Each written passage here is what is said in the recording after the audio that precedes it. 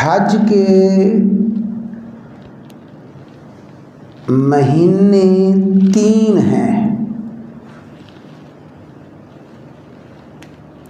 अल हज्जु अशहुरुम मालूमात।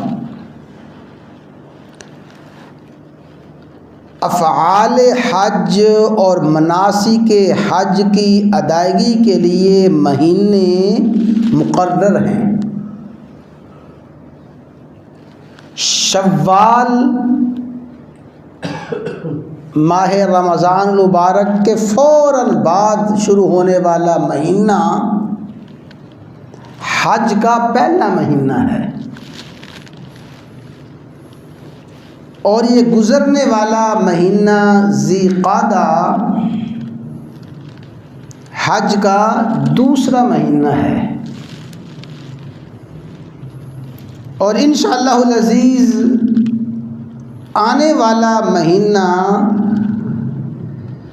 ज़ुल्हज हज का आखिरी महीना होगा। अल्लाह ताला तमाम हुज्जाज को सहूलत के साथ, आसानी के साथ ये महीना नसीब फरमाए।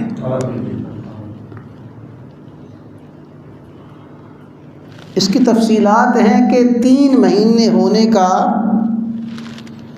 मतलब क्या है। हज के मखसूस अफ़आल